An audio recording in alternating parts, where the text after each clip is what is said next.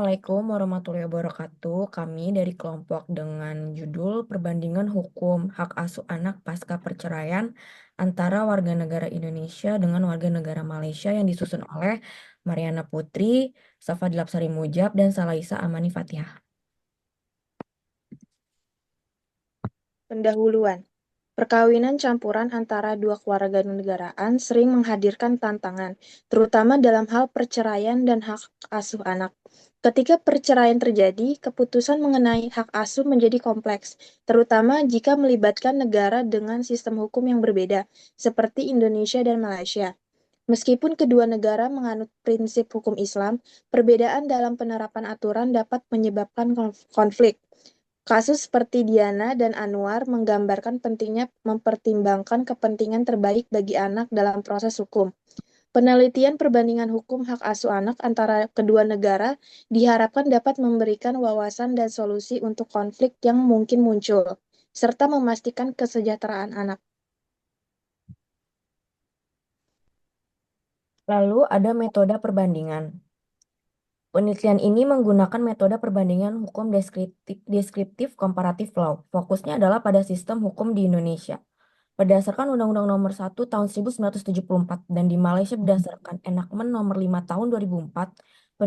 Penelitian ini menggambarkan dan membandingkan ketentuan hukum di Indonesia sebagai civil law dan keputusan pengadilan di Malaysia sebagai common law untuk memahami cara kedua negara menangani sengketa hak asuh anak dalam konteks perkawinan campuran. Berikut hasil penelitiannya. Perbandingan hak asuh anak dalam hukum Indonesia dan hukum Malaysia.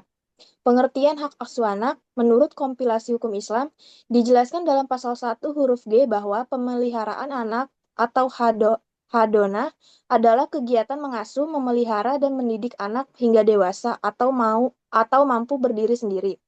Sedangkan menurut Enakmen Nomor 5 Tahun 2004 tentang keluarga Islam, dijelaskan dalam bahagian 82 bahwa hak asuh anak adalah menjaga dan mendidik anak yang belum mencapai usia 12 tahun. Yang kedua, syarat-syarat pemegang hak asuh anak. Menurut KHI, dijelaskan dalam pasal 156 huruf C bahwa apabila pemegang hadana ternyata tidak dapat menjamin keselamatan jasmani dan rohani anak, meskipun biaya nafkah dan hadana telah dicukupi, maka atas permintaan kerabat yang bersangkutan pengadilan agama dapat memindahkan hak hadana kepada kerabat lain yang mempunyai hak hadana pula. Sedangkan menurut Enakmen Nomor 5 Tahun 2004 tentang keluarga Islam, dijelaskan dalam bagian 83 bahwa 1. Dia adalah seorang Islam. 2. Dia adalah sempurna akal. 3. Dia berumur yang melayakkan dia memberi kepada kanak-kanak itu jagaan dan kasih sayang yang mungkin diperlukan oleh kanak-kanak itu. 4. Dia berkelakuan baik daripada segi akhlak Islamiyah. 5. Dia tinggal di tempat di mana kanak-kanak itu tidak mungkin menghadapi apa-apa akibat buruk daripada segi akhlak atau jasmani. Kemudian, terdapat pihak-pihak yang berhak atas hak asuh anak. Untuk kompilasi hukum Islam, dijelaskan dalam pasal 156 huruf A bahwa anak yang belum mumayyiz berhak mendapatkan hadana dan ibunya. Kecuali bila ibunya telah meninggal dunia, maka kedudukannya digantikan oleh 1. Wanita-wanita dalam garis lurus ke atas dari ibu, 2. Ayah, 3. Wanita-wanita dalam garis lurus ke atas dari ayah, 4. Saudara perempuan dari anak yang bersangkutan, 5. Wanita-wanita kerabat sedarah menurut garis samping dari ayah. Lalu, menurut Enakmen Nomor 5 Tahun 2004 tentang keluarga Islam, dijelaskan dalam bagian 82 bawah 1 tertakluk kepada Section 83, ibu adalah yang paling berhak dari segala orang bagi menjaga anak kecilnya dalam masa ibu. Itu masih dalam perkawinan dan juga selepas perkahwinannya dibubarkan. 2. Jika mahkamah berpendapat bahwa ibu adalah hilang kelayakan di bawah hukum syarak 11 dari mempunyai hak terhadap hadana atau penjagaan anaknya, maka hak itu tertakluk kepada subsection 3. Hendaklah berpindah kepada salah seorang yang berikut mengikuti susunan keutamaan yang berikut, yaitu A. Nenek sebelah ibu hingga ke atas. B. Bapak. C. Nenek setelah bapak hingga ke atas. D. Kakek atau adik perempuan seibu sebapak. E. Kakak atau adik perempuan seibu. F. Kakak atau adik perempuan sebapak. G. Anak perempuan dari kakak atau adik perempuan seibu sebapak. melainkan jika mahkamah memerintahkan selainnya. Selanjutnya, hilangnya hak asuh anak menurut kompilasi hukum Islam, yaitu dalam kompilasi hukum Islam tidak dijelaskan akibat-akibat yang dapat menyebabkan hilangnya hak asuh anak pada ibu.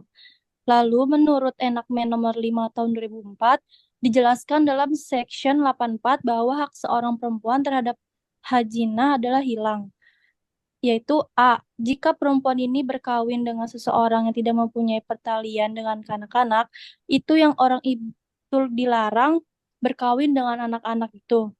Jika penjaganya dalam hal sedemikian akan menjelaskan kebajikan ke anak-anak itu. Tapi haknya untuk penjagaan akan kembali semula jika perkawinan itu dibubarkan. B. Jika perempuan itu berkelakuan buruk secara keterlaluan dan terbuka atau fahisyah. C. Jika perempuan itu menukar pemastautinanya 14 dengan tujuan untuk mencegah mencegah bapak anak-anak itu dari menjalankan pengawasan yang perlu ke atas anak-anak itu. Kecuali bahwa seseorang istri yang bercerai boleh mengambil anaknya sendiri ke tempat lahir istri itu. D. Jika perempuan itu murtad atau jika perempuan itu mengabaikan atau menzalimi anak-anak itu. Selanjutnya kesimpulannya itu perbandingan hukum hak asuh anak pasca perceraian antara warga negara Indonesia dan warga negara Malaysia menunjukkan persamaan dan perbedaan penting. Kedua negara mengutamakan kepentingan terbaik anak dengan prioritas pada ibu dalam pengasuhan, dan ayah memiliki kewajiban finansial.